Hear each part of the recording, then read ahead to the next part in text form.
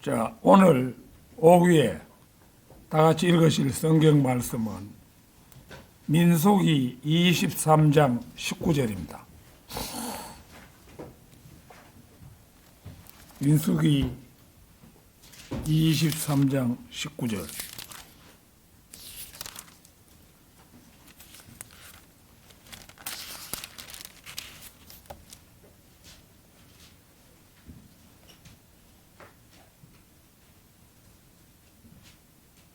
다 찾으신 줄 알고 받들어 읽겠습니다. 하나님은 사람이 아니시니 그분께서는 거짓말하지 아니하시는도다. 사람의 아들도 아니시니 그분께서는 후회하지도 아니하시는도다. 그분께서 말씀하셨는데 친히 그것을 행하지 아니하시겠느냐? 아니면 그분께서 이러셨는데 친히 그것을 이행하지 아니하시겠느냐?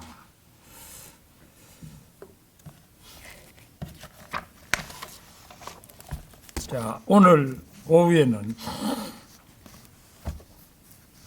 우리가 믿는 하나님은 어떻게 균형 잡힌 분이신가? 우리가 믿는 하나님은 어떻게 균형 잡힌 분이신가?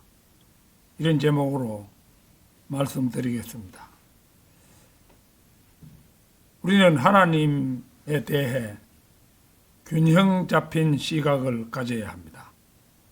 사람 안에 있는 감정들은 처음에 완벽되고 거룩하고 의로웠던 원래의 속성에서 타락한 작은 모조품에 지나지 않습니다. 물론 자유주의자나 무신론자는 흔히 이렇게 생각합니다. 그래, 확실히 하나님은 사람과 같을 수는 없어. 그러므로 사람은 미워한다고 하더라도 하나님은 누구에게도 분노하지 않으실 거야. 혹은 사람이 원수를 용서할 수 있다면 확실히 하나님께서는 사람의 어떤 것도 용서하실 수 있어. 사람은 이렇게 자기 위주로 하나님을 평가하고 생각하기 쉽습니다. 그러나 이것은 하나님의 위엄에 대한 왜곡된 시각입니다. 사람의 모든 속성은 주님 안에서 천배로 확대됩니다. 균형 잡힌 하나님이 되기 위해서는 하나님께서는 균형 잡힌 속성을 가지고 있어야 합니다.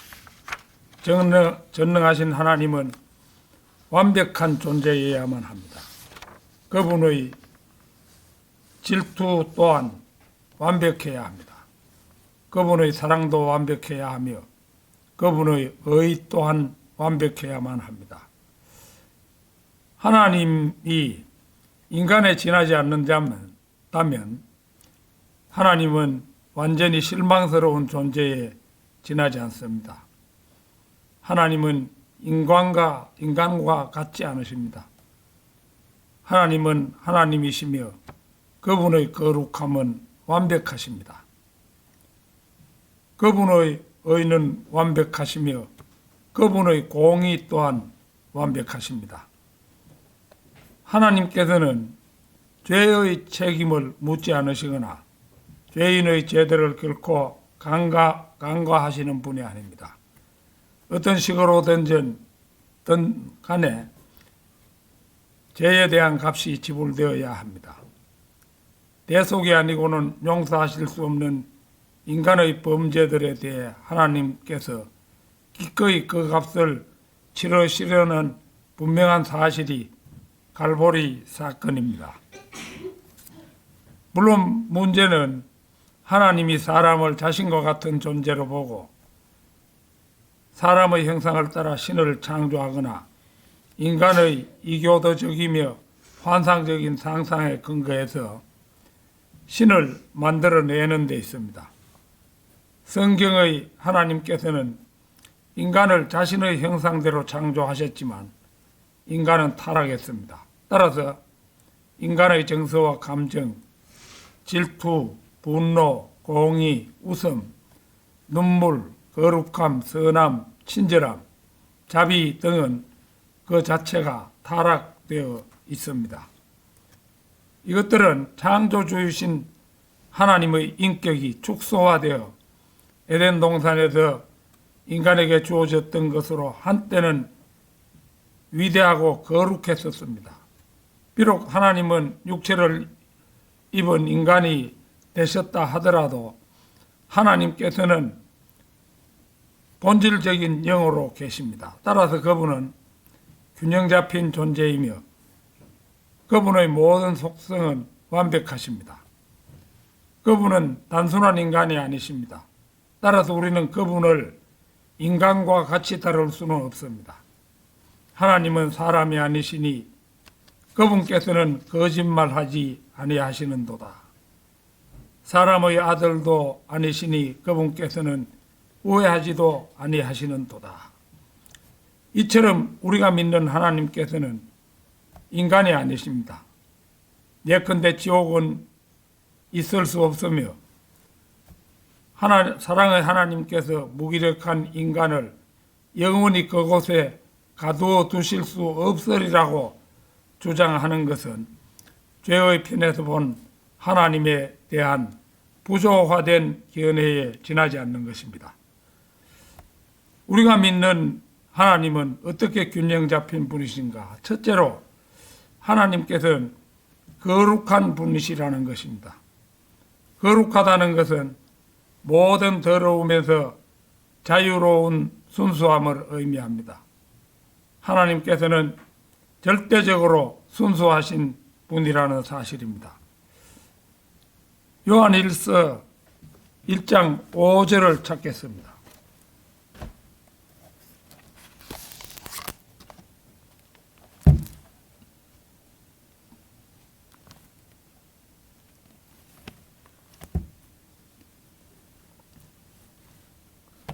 요한일서 1장 5절입니다.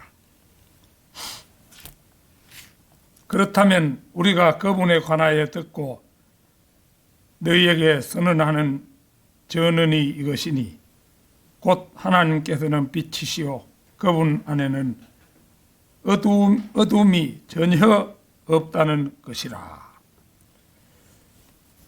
하박국 1장 13절도 찾겠습니다. 하박국 1장 13절.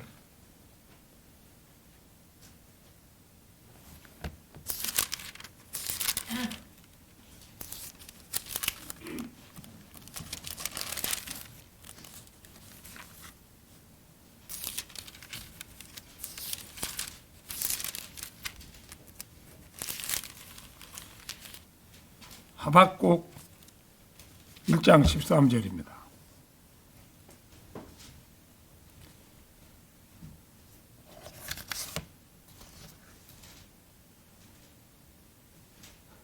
당신께서는 악을 보고 계시기에는 너무 순수한 눈들을 가지셨기에 죄악을 관망하실 수 없나이다. 어찌 당신께서 배신하는 자들을 관망하고 계시겠나이까? 어찌 당신께서는 사악한 자가 자신보다 더 의로운 사람을 집어삼킬 때 당신의 혀를 억제하시겠나이까?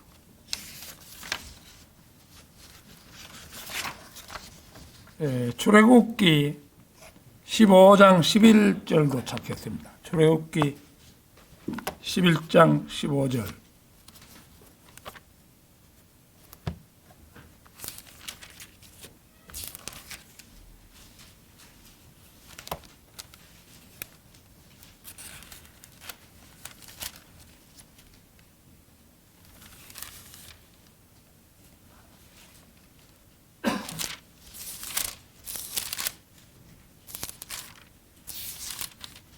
(15장 11절입니다) 오 주여, 신들 가운데 당신과 같은 이가 누구니이까? 누가 당신과 같이 거룩함 가운데 영광스럽고 찬송들 가운데 두려우며 이적들을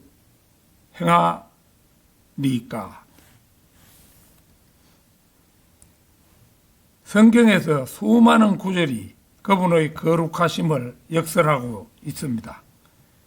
심지어 이사야서 6장 3절에서는 이렇게 말씀하고 있습니다. 그리고 하나가 다른 하나에게 소리치며 말하기를 만군의 주께서는 거룩하시도다, 거룩하시도다, 거룩하시도다. 온 땅이 그분의 영광으로 충만하도다 하였더라. 보는 것처럼 여기에는 서랍들이 그분의 거룩함을 입을 모아 외치고 있음을 봅니다. 그분은 너무나 거룩하시기에 인간으로서는 그냥은 그분께로 다가갈 방법이 없습니다. 에베소서 2장 13절을 찾겠습니다.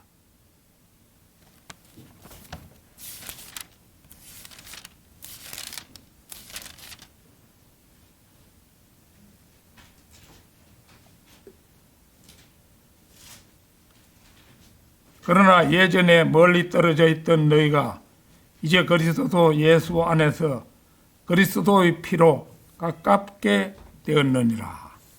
보는 것처럼 죄 있는 인간이 하나님께 다가갈 수 있는 유일한 길은 피 흘림을 통해서입니다.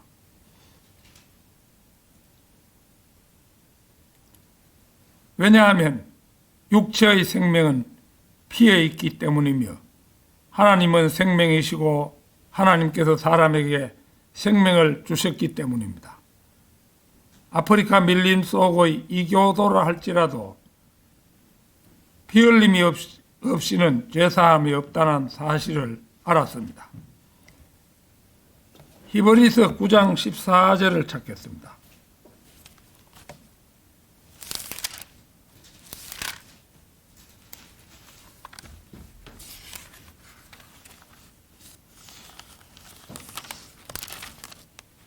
히브리서 9장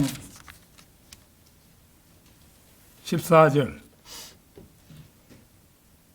하물며 영존하시는 성령님을 통하여 자신을 흠없이 하나님께 바치신 그리스도의 피는 얼마나 더 죽은 행실들에서 너희 양심을 깨끗이 씻어내어 살아계신 하나님을 섬기도록 하겠느냐.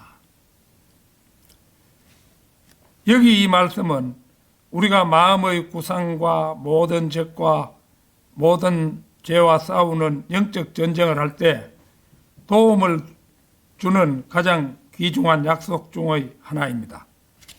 그리스도의 피는 양심을 정결케 합니다.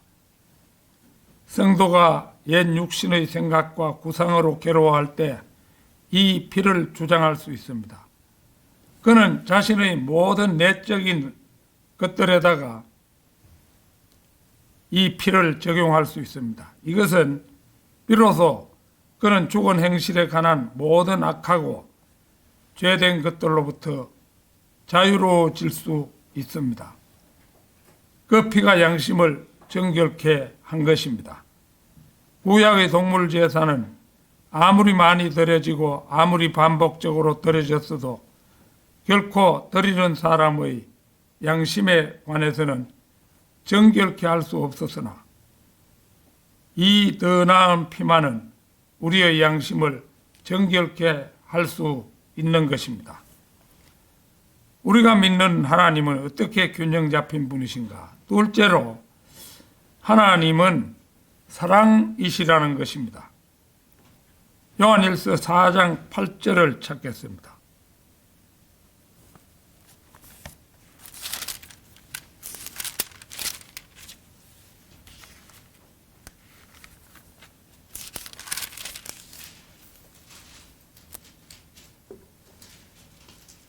사랑하지 아니하는 자는 하나님을 모르느니라.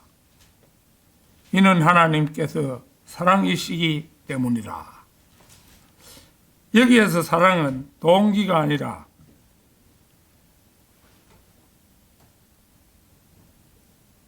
동사가 아니라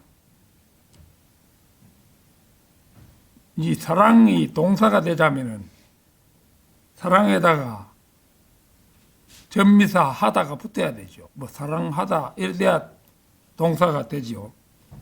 근데 여기에 사랑이시기 때문이라.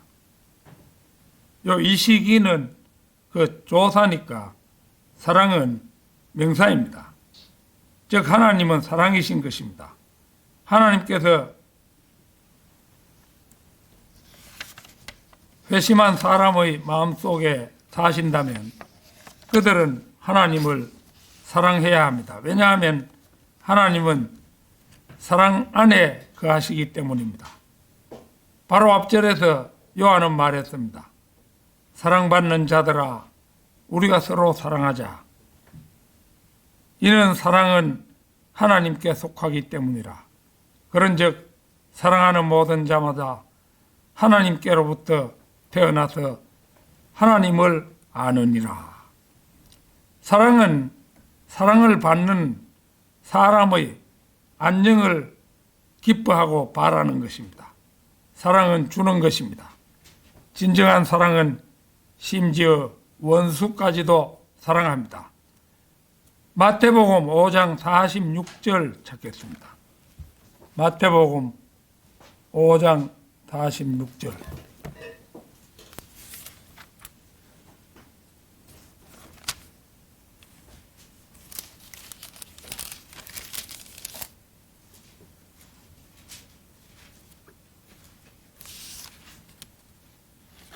그러므로 만일 너희가 너희를 사랑하는 자들을 사랑한다면 너희에게 무슨 보상이 있느냐? 심지어 세리들도 동일하게 행하지 아니하느냐? 바로 앞에 그 44절도 보십시오. 그러나 나는 너희에게 말하노니 너희의 원수들을 사랑하라.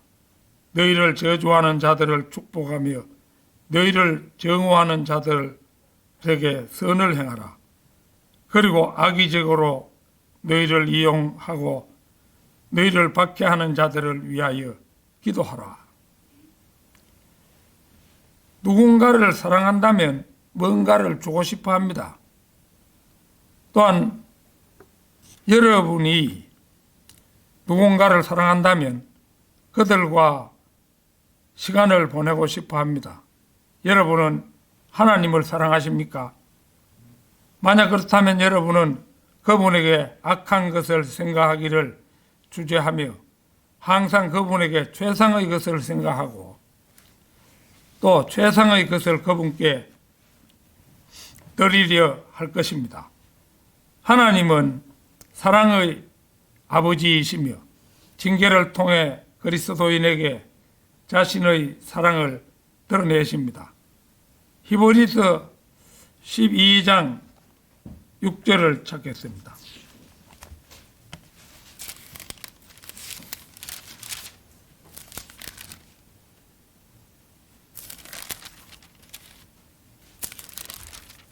히브리서 12장 6절. 이는 주께서 사랑하시는 자를 친히 징계하시고 그분께서 받아들이시는 모든 아들마다 채찍질 하시기 때문이라.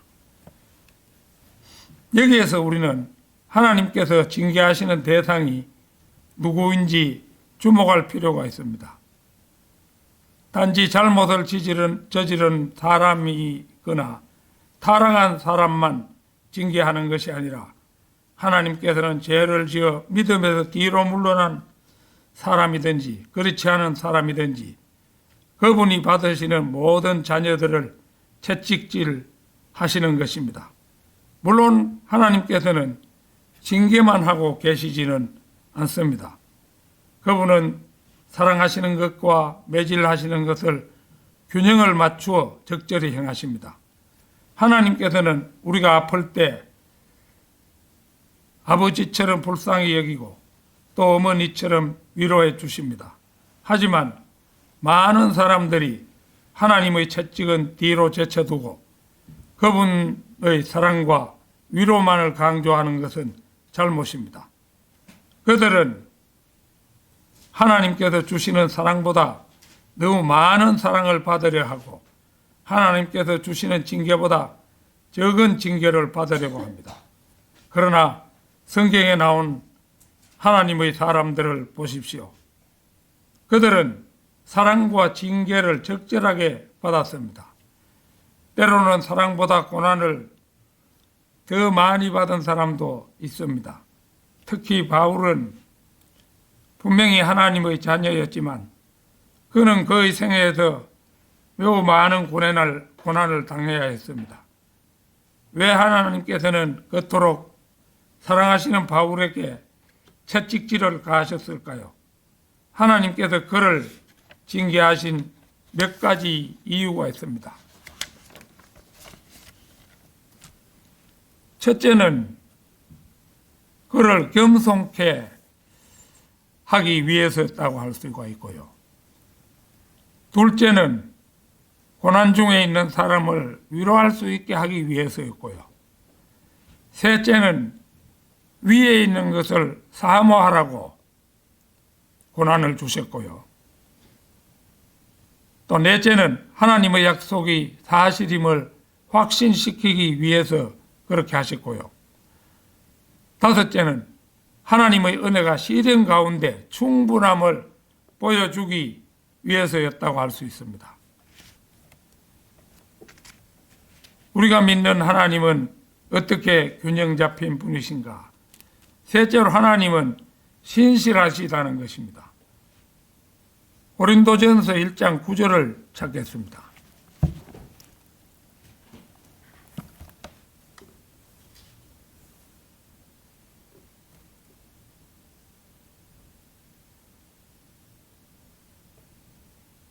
하나님께서는 신실하시니 그분을 통하여 너희가 그분의 아들이신 예수 그리스도 우리 주의 교제로 부르심을 받았느니라. 신명기 7장 9절도 찾겠습니다.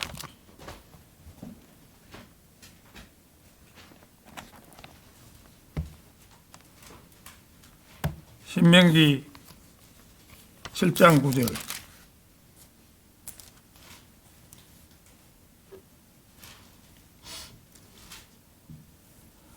그러므로 주 너희 하나님 그분께서는 하나님이심을 알라. 그분께서는 자신을 사랑하고 자신의 명령들을 지키는 자들에게 일천대까지 언약과 자비를 지키시는 신실하신 하나님이라. 신실하다는 말은 안심하고 믿을 수 있고 의지하며 신뢰할 수 있다는 의미입니다. 하나님께서는 정직하시며 결코 변치 않으시기 때문에 진실하십니다. 시편 36편 5절은 주의 신실하심이 구름까지 닿았나이다. 신실함이 얼마나 많으시길래 그 이하에 있는 것을 다 채우고 구름까지도 신실함으로 가득 찼다고 표현하고 있지요. 하나님의 신실하심은 그가 자신의 약속을 지키며 말씀하신 모든 것을 성취하는 데서 명백하게 드러납니다. 하나님은 변치 않으십니다. 왜냐하면 민수기 23장 19절에서 말했던 것과 같습니다. 민수기 23장 19절 한번 찾아보겠습니다.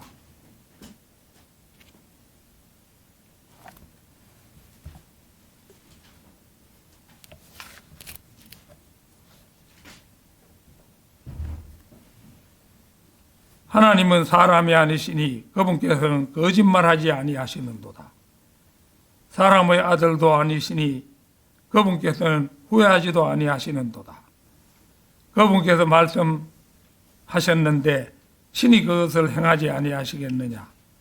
아니면 그분께서 이러셨는데 친히 그것을 이행하지 아니하시겠느냐? 바로 그렇습니다. 하나님은 그렇게 하실 것입니다. 하나님께서는 그의 자녀의 필요를 채워주시며 보호하고 돌보아 주시며 인도해 주시겠다고 하신 모든 약속을 지키실 것입니다. 고린도전서 10장 13절 찾겠습니다.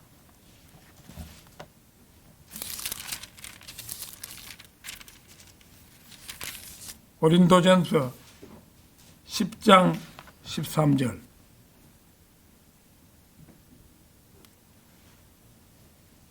사람에게 흔히 있는 그러한 시험 외에는 너희에게 닥친 시험이 전혀 없었느니라. 그러나 하나님께서는 신실하시니 그분께서 너희가 능히 감당할 수 있는 것 이상으로 너희가 시험받는 것을 용인하지 아니하시리라. 그러나 너희가 그것을 능히 감당할 수 있도록 시험과 더불어 하나의 벗어날 길도 마련하시리라. 여기에서 시험이란 하나님께서 우리의 믿음을 알아보시기 위해 해주시는 시험을 말합니다. 우리 인간의 믿음을 알아보기 위해서 주시는 시험이지요. 그러나 하나님께서는 신실하시니 그분께서 너희가 능히 감당할 수 있는 것 이상으로 너희가 시험 받는 것을 용인하지 아니하시리라. 하나님께서는 우리에게 크고 작은 시험을 당하게 하십니다. 그러나 그 어떤 크고 작은 시험이라도 능히 빠져나갈 수 있는 길을 반드시 열어 놓으십니다. 능히 감당할 수 있는 것이란 누구에게나 닥칠 수 있는 시험을 말합니다.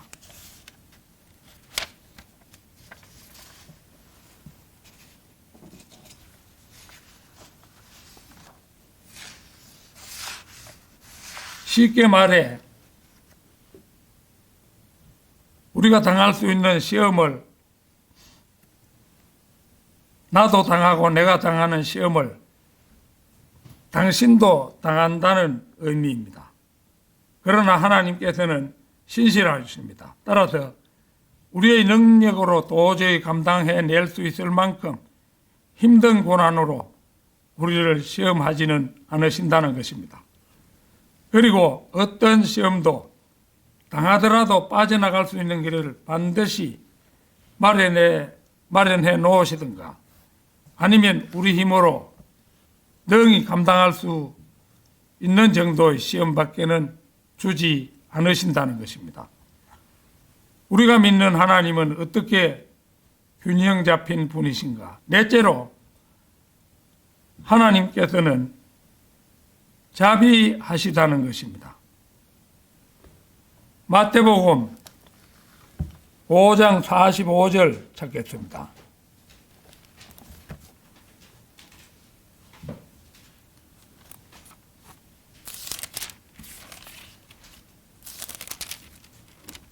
(5장 45절)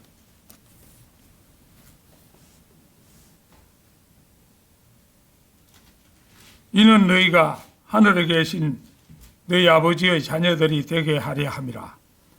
이는 그분께서 악한 자들과 선한 자들 위에 그분의 태양을 떠오르게 하시며 의인들과 부정한 자들 위에 비를 보내시기 때문이라.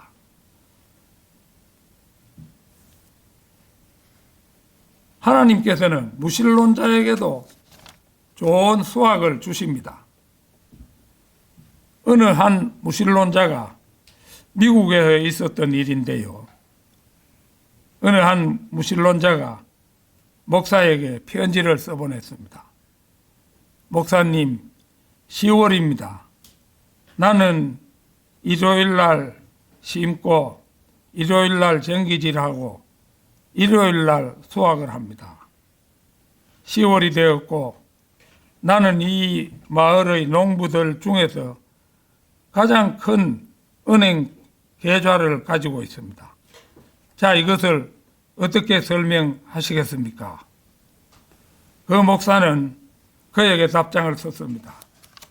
하나님께서는 10월의 결산을 하시지 않습니다. 그것은 당신이 계산하는 방식일 뿐입니다. 무신론자들이 100번이나 200번 정도는 용케 빠져나갈 수 있을지도 모릅니다. 그러나 큰 백보자 심판에서는 그냥 지나가지는 못할 것입니다. 하나님은 자비하십니다. 사람이 두려움 가운데 하나님께 나와서 하나님의 의와 선하심을 신뢰했을 때 하나님께서 그를 거절하신 사례는 한 번도 없었습니다. 마태복음 11장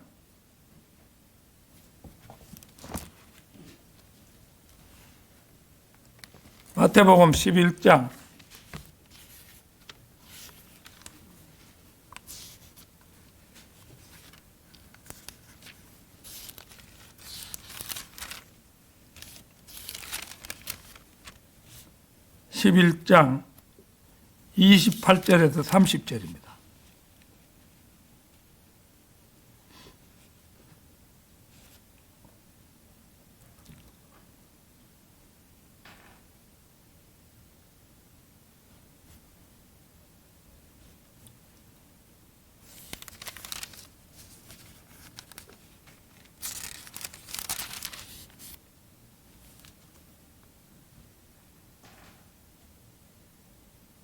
수고하고 무거운 짐 지워진 너희들아 다 내게로 오라. 그리하면 내가 너희에게 쉼을 주리라. 나는 마음이 온유하고 겸허하니 나의 멍에를 너희 위에 메고 내게 배우라. 그리하면 너희 혼들에게 쉼을 발견하리라. 이는 내 멍에는 쉽고 내 짐은 가볍기 때문이라. 2000년 동안 예수 그리스도께서는 영원의 교차로에 서서 그에게로 오라고 초대하고 계십니다. 성경의 마지막 초대 역시 그분께서는 제한을 두시지 않습니다. 요한계시록 22장 17절 한번 찾겠습니다. 요한계시록 22장 17절.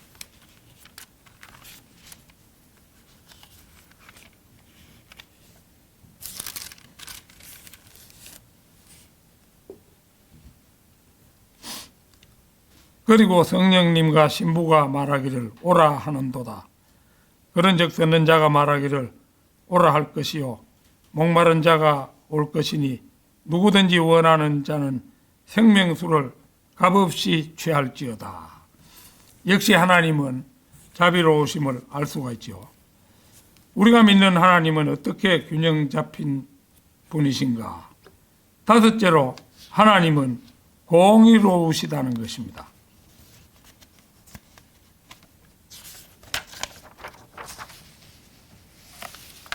신명기 32장 4절을 찾겠습니다.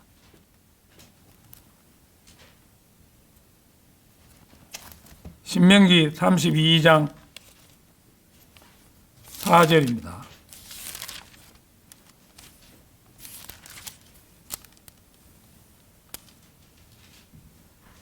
그분은 반석이시요 그분의 역사는 완벽하시도다. 이는 그분의 모든 길들이 공의이기 때문이라. 그분은 진실하시고 죄악이 없으신 한 하나님이시며 공정하시고 의로우시도다. 우리 하나님은 공의로우시며 의롭고 각 개인에게 의로운 심판을 하실 것입니다. 창세기 18장 25절 찾겠습니다.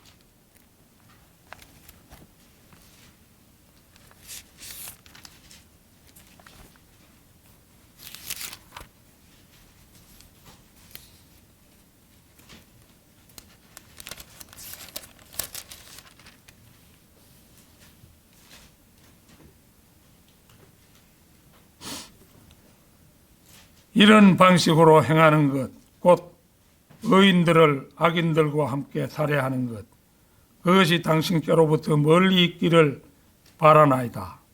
또 의인들을 악인들처럼 간주하는 것, 그것이 당신께로부터 멀리 있기를 바라나이다.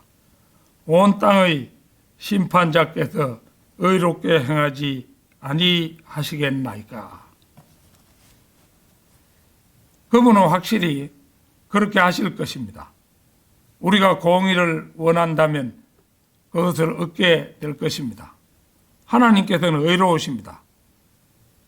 그분은 어떤 실수도 하지 않으십니다. 이사야서 45장 21절 찾겠습니다. 이사야서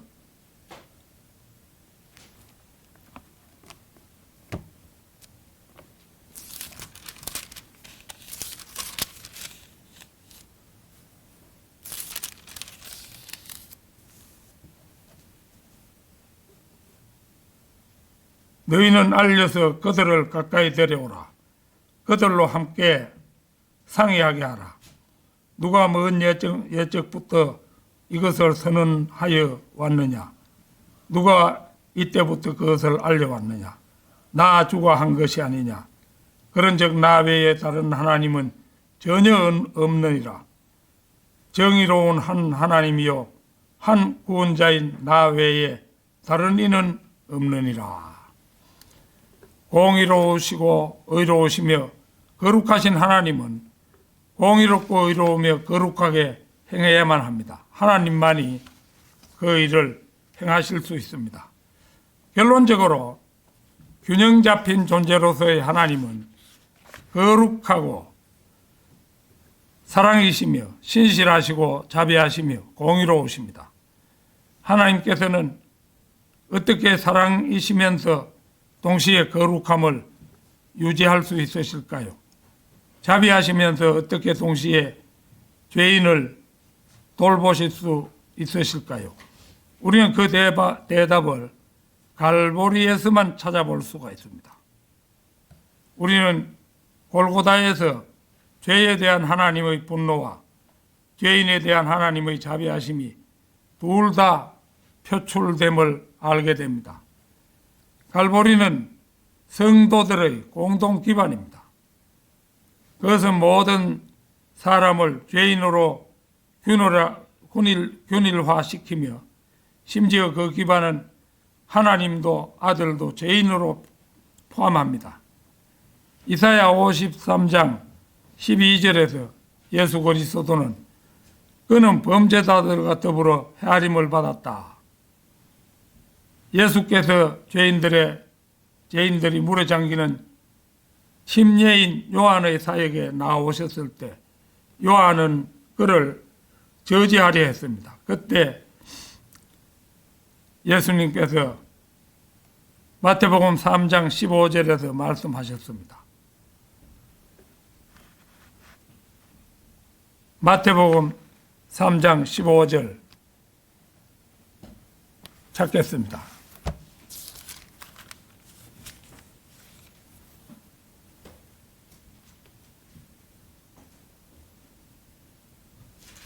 거기서 주님의 말씀 부분만 읽도록 하겠습니다. 지금은 이렇게 되도록 이를 승낙하라. 이는 우리가 이렇게 하여 모든 의를 성취하는 것이 마땅하기 때문이라. 주님은 자신의 침례 때에 죄인의 자리를 취하셨습니다. 하나님은 사랑이시지만 그 사랑은 죄를 무조건 용납하는 감상적 사랑이 아닙니다. 하나님의 사랑은 거룩하고 공의로운 것입니다.